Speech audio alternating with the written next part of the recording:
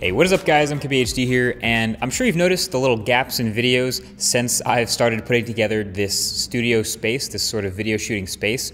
But I figured since it's taking up so much of my time, might as well do a video about it or a Q&A and talk about it. So I asked you guys on Twitter what you guys want to see or what questions you have at all about a video studio or this particular spot.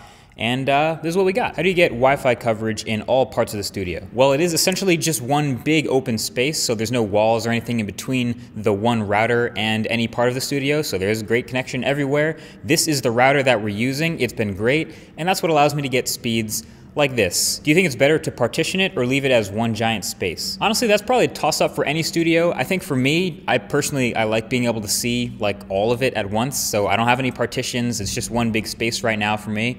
But for recording audio, you tend to want to have a smaller area with less reverberation, so I will be working on that just for recording audio. How long did it take to build your Mega Desk? So the Mega Desk, if you guys don't already know, it's this. It's the custom NextDesk Air Pro. I already did a video about a NextDesk. This one's just a bigger version of it, but it didn't actually take that long. So I've already talked about NextDesk, and honestly, with a lot of the stuff you're building in a studio, if you're putting things together, it's really just about the number of parts that you have to put together. So like this is like 400 pieces. I'm still not done with this. It's still being built. That was probably like 9. I built it in like an hour. It was on my Snapchat story. It was actually pretty easy. I have nothing to ask. Once your studio is done, are you going to do a tour of it? I kind of like the idea of it, and I actually kind of need a use for a 360-degree video, and I was thinking, maybe thumbs up below if you like the idea, I was thinking a 360-degree video of the tour where I like walk around the camera and show you stuff, and I don't know, seems like a cool idea, but anyway, yes, I probably will do a full tour when the thing's done. How did you plan out the layout of where everything will go? Do you just guess as you go along or make a plan? So with me, I actually sketched out on my iPad Pro with the pencil of like the outline of the floor plan and where I wanted things to be, and I'm kind of following that. Now, it's kind of easier to just go with the way it looks well in the room. Not the most scientific thing ever, but I did actually sketch it out, and I have ideas for where certain things will go, certain sets, certain looks, certain ways to take advantage of the light coming in from one side. Kind of have a plan. How do you soundproof it so there is no echo? All right, so as you can probably tell, I'm definitely still working on that, but there are a bunch of different ways to essentially, it's not even soundproofed. I mean, this room isn't soundproofed from the rest of the world, but there's a bunch of ways that you can reduce the amount of echo and the amount of bouncing off the wall that the sound can do before it gets back into the microphone. You want the only way for audio to get into the microphone to be straight from the source. So behind the camera, I'll take a picture because I can't even really show you guys, but behind the camera, I have some foam pieces, and that will hopefully stop the sound from going past the camera and back into the back of the microphone, but it'll still, you know, bounce off the side walls. And I have foam on the ceiling, and there's some rugs, and there's furniture, and there's all sorts of other things to dampen the sound. But with a space this big, you can never really soundproof it. It's just a matter of positioning things in a way to reduce the echo as much as possible. It's the hardest part of starting your office over from scratch. So it's actually not that bad for me. I kind of enjoy the process of setting up something new. Like you get a new computer, you know, you drop a fresh wallpaper on it, you get all your apps installed, get everything logged in, set up for the first time. Like it feels fresh and new. I kind of enjoy that process, so it's not so bad. I guess the worst part would just be all the building of things that come some assembly required. Why fake grass? Why not real ones? Man, if I had real plants in here,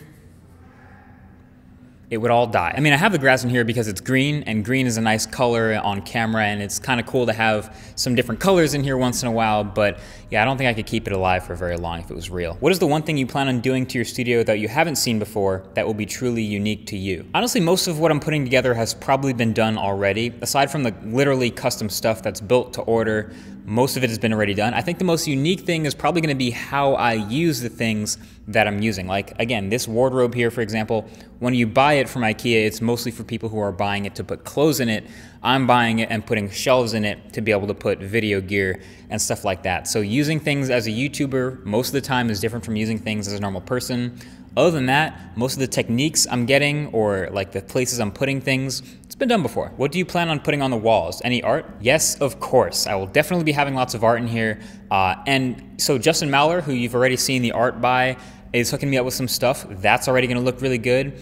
but also some other stuff you probably haven't even seen before to hopefully look dope in the backgrounds on the walls. The blank walls can only be so interesting to so many people. So yeah, we got some stuff coming in to add some color to this space. Is there a lot of natural light in your new studio, or do you have to use artificial lighting? So this particular space does have an entire wall of windows, which is a ton of natural light. That's probably not normal for a studio. I think most photographers and some video people prefer to be able to control all of the light and not have the clouds moving in and out. So they like to have their own soft boxes and everything. But I have preached before and I've said I love shooting with natural light all the time. So anytime I can get outside and shoot in a park or use the sun, all that light is free, and I don't worry as much about the variation just because I think it looks that much better. One of my biggest tips for video, especially when you're recording an object like a smartphone, for example, is to focus on that object looking good with lighting first. So before the camera or the lenses or the audio, which are all really important, is to just get the object to look as good as possible before the camera even turns on. So photography is the capturing of light, video being the moving photography. I think just having that look as good as possible before you turn the camera on is a big skill. How long did it take you to put together that huge wardrobe? So this wardrobe right here is called the IKEA pack system. It's pretty much, again, custom because you get to choose all the shelves and stuff you put inside of it. I chose a bunch of different things, but then you have to build it also. I got it on Monday and I'm still building it. It's Thursday. Does having a separated studio and apartment make you more productive? So that's a good question. I thought about that a lot for myself. I do think having a separate place to live and shoot makes me more productive. I kind of, when you're a YouTuber, you tend to, especially a lot of other YouTubers, you'll roll out of bed into the place where you do work, like you do videos. So it's so easy to just sort of roll back into bed and back into not working mode. So I think for me, it actually helps when I get excited and I have a video I want to make, I have to go get in the car and drive to the place to make the video. So yeah, obviously it'll take an extra second to actually get here, but yeah, I feel like having a dedicated space to work on this one thing will let me be more productive when I'm here. MKBHD Edition pool table or ping pong? Let's just start with an MKBHD Edition poker table and then just see where that goes. We'll just see where that goes. If you could put any one piece of furniture in your studio, what would it be? Okay, so you know the Dream Desk from the video over at John at TLD did a couple of weeks back?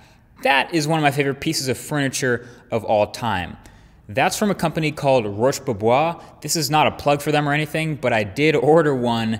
It takes 12 to 16 weeks to build it. They build everything super custom. So that's like the one piece of furniture I'm really excited for, that I'm waiting for.